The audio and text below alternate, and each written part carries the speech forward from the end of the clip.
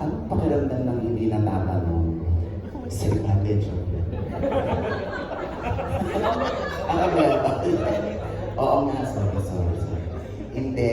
Kasi, syempre, pag masyado kang babad sa softmet, so mapapansin mo na parang sumasabay doon sa Donbell yung snoring. O, tapos, lagi pa siyang sinasuggest sa Netflix. So, originally ba, direct, Sir Henry, hanggang doon lang ba yung role ng story?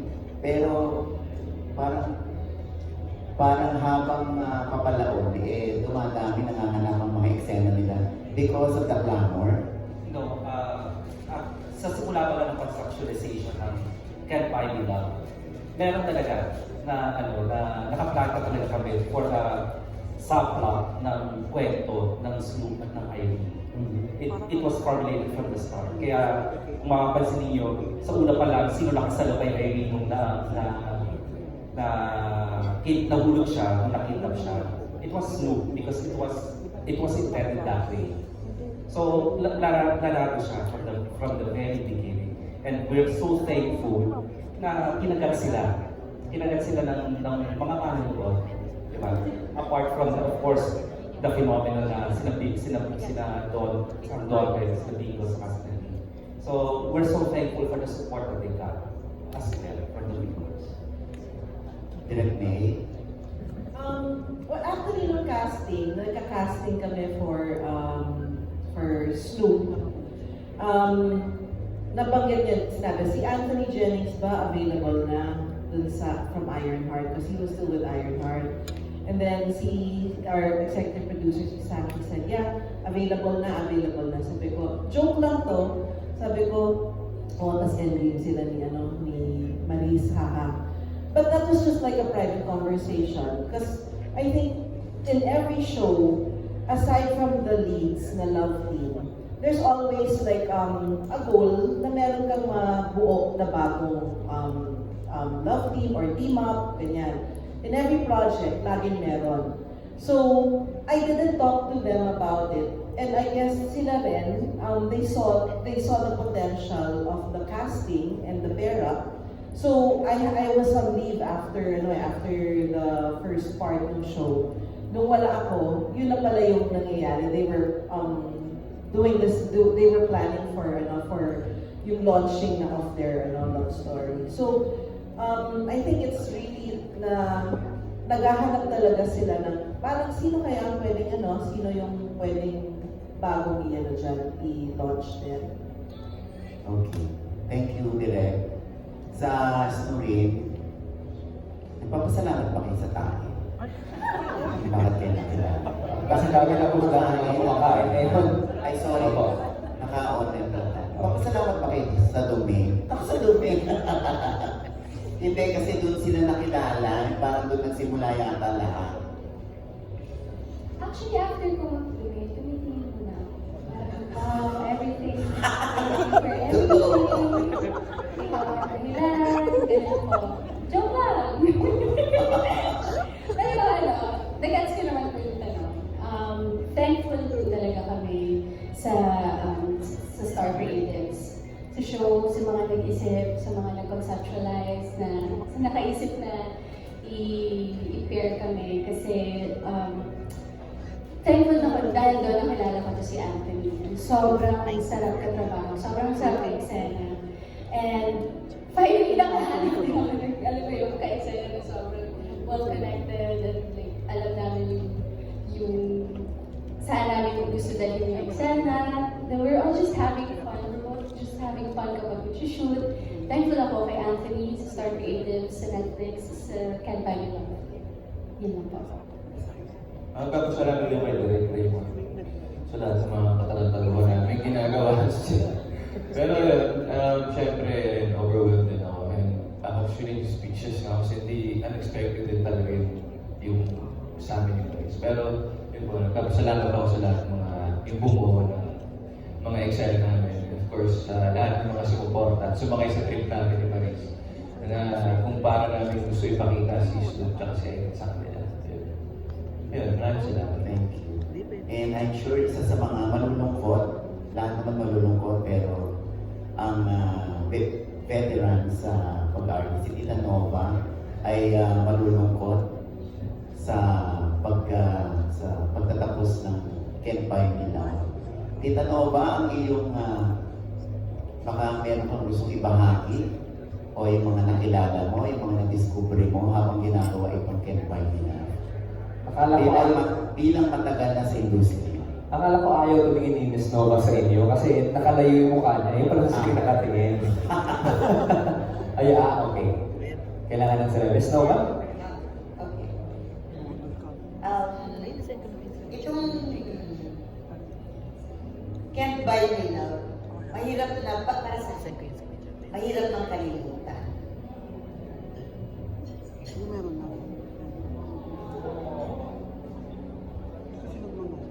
Walong buwan na pagsasama at hindi biro ang relasyon. Pwede palang mangyari yun. Hindi mo kadugo. Pero binibigay mo ang puso mo ang lahat. Itinuring mong anak. Kung anong pain niya, pain mo. Pero hindi mo siya kadugo. Ganon ka-powerful ang love.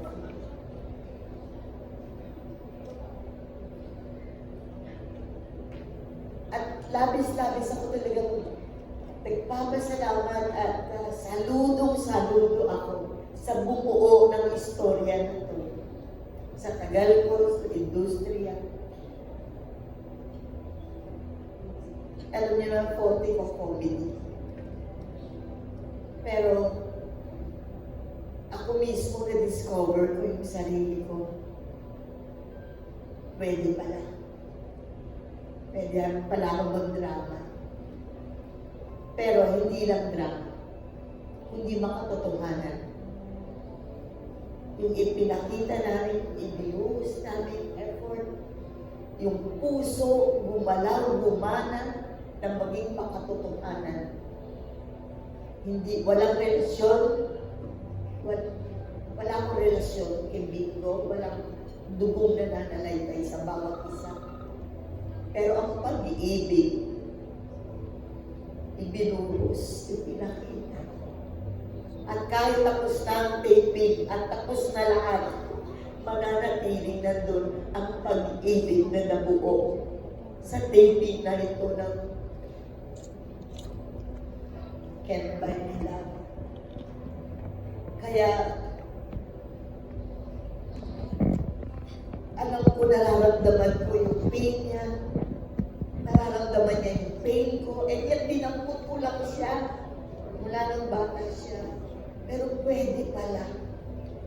Pwede palang mahalin kahit na hindi nanggaling sa iyo. Hindi mo kadugo. At yun po ipinakita natin dito. Hindi po acting ito. Talagang nararamdaman namin. Kaya, paano mo na-discover na nagugustuhan ng tao? Everybody tells me, Tita Nova, nakakaiyak, nakakahawa, nagka-touch ang mga viewers natin. Hindi na kami umaarte, totoo na yung lumalabas. At sabihin mong telebisyon yan, pero tumatagos ang puso ng viewers natin.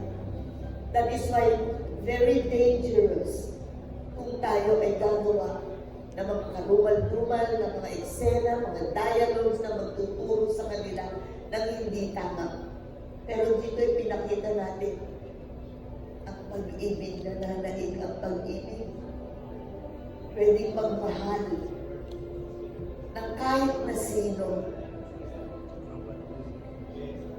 Kaya maraming salamat sa lahat ng suporta. Hanggang ngayon pinag-uusapan ko.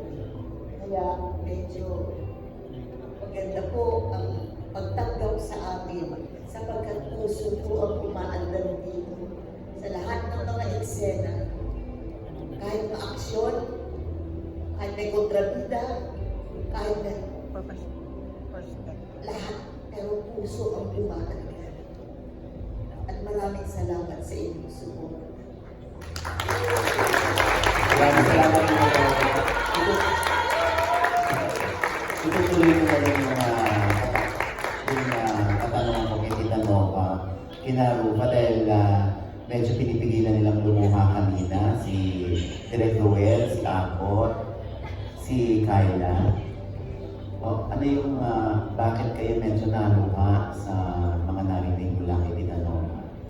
Well, si Tita Nova is so full of wisdom dahil matagal na siya sa industriya.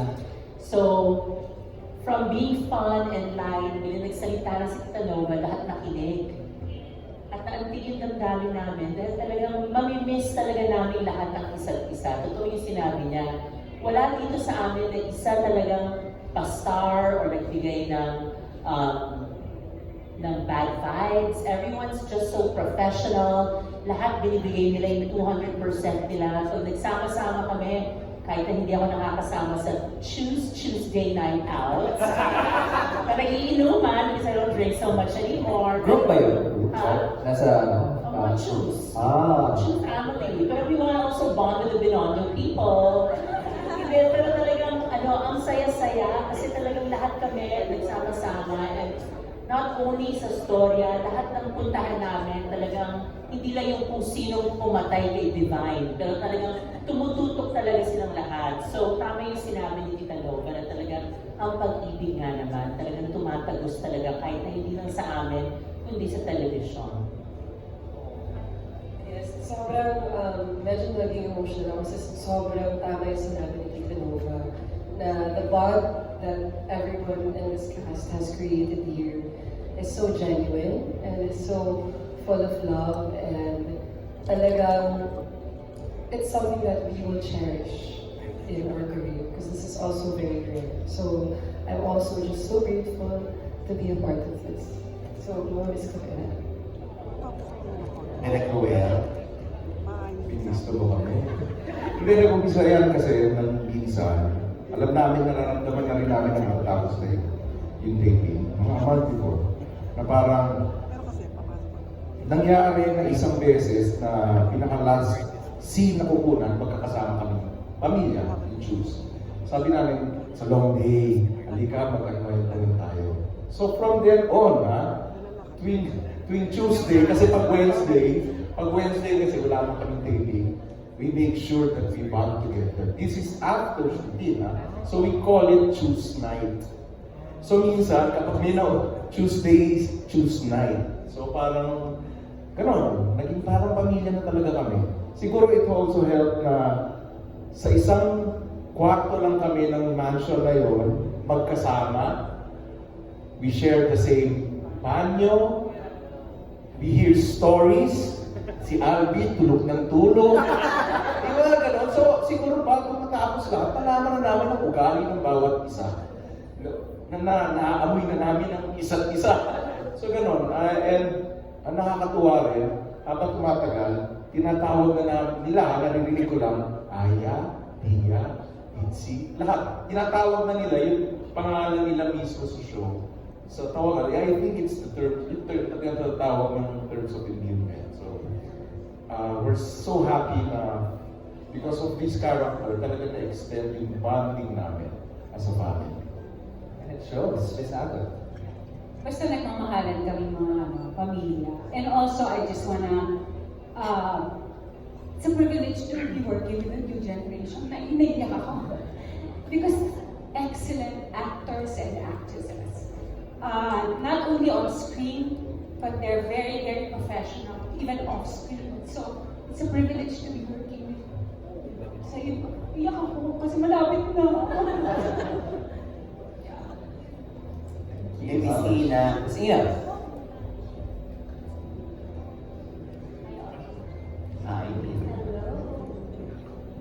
Yes, pinangulit yung dalawa. Okay. Wait. Katulad ng kanilang karanasan sa show. Oh, yes, okay. Kasi ang mas ka-eksena ko si Tony and si Belle, of course. Working with Tony, always, it would always come from raw emotions. Hindi inaral, hindi pilang, it's so easy to act with him because he reminds me so much of my only sunshine.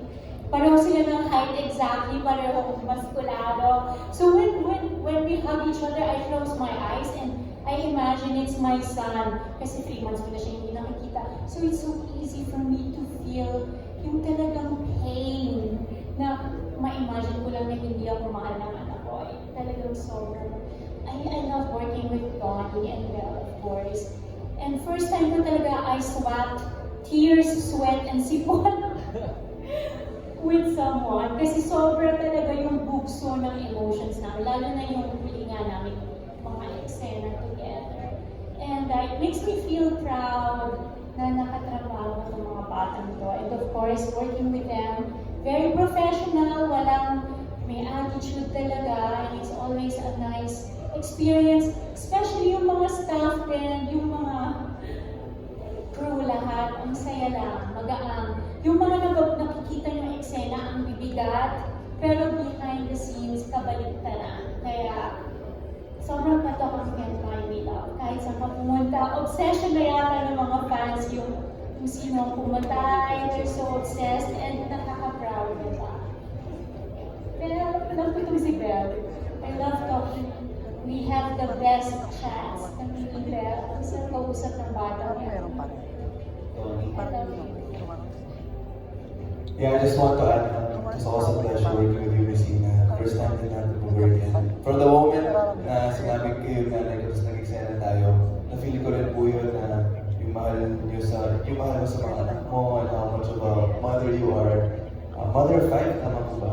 And my mom is also a mother of 5, so I think from that moment, nag-relate talaga kami. And because nga of that relationship, dun lumalabas yung raw emotions.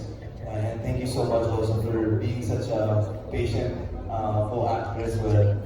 Pero gusto ko lang sabihin ko yun sa kung sinabi ni Tita Nova kanina.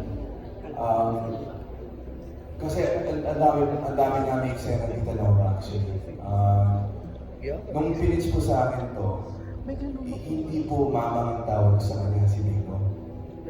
Pero sinabi ko sa akin kasi siya yung tuturing kong nanay dito sa show.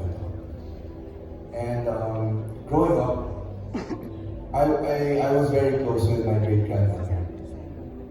We did everything together. Literally, she would bring me to tennis practice. She would bring me to school.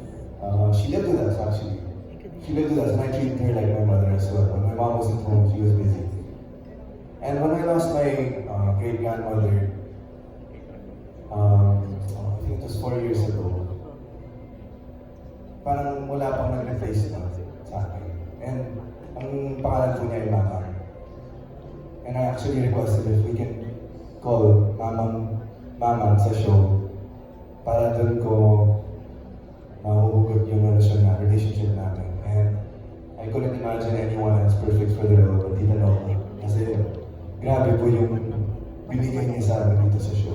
Never siya no. Kahit sobrang hirap ng eksena, kitang-kita na nahihirapan na siya. Hindi pa rin, kahit overtime na, siya ang unang magsasabi ng game, gawin po natin rin, ano po pwede gawin. Kaya, Tita Nova, maraming salamat po. Never ko po naranasan to with anyone else. Kasi iba po yung sobrang malapit po ako sa lola. So maraming salamat. Sa lahat po ng cast, ganun po yung na-feel namin. Thank you so much for sharing those beautiful stories. Just a reminder, naubos na po yung tissue po natin sa venue. Parang ayaw na lang mag-end yung show, di ba? Parang ayaw na namin mag-end. At ramdam talaga yung pagmamahal. Yung na sinabi ni Ms. Nova, pwede pala. At pinakita nyo na sobrang minahal na yung programa. And this is the result. Minahal din kayo, sobra-sobra ng programa at lahat ng mga kapamilya. Diba? Ang ganda ng relationship na ito. Thank you for starting that certain discussion of love, Ms. Nova. Sobrang kami tutuwa. At dahil nga sabi mo yung pamilya, di ba, nandito na Tony, I wanna ask your family in Binondo naman. Ano ba yung pinaka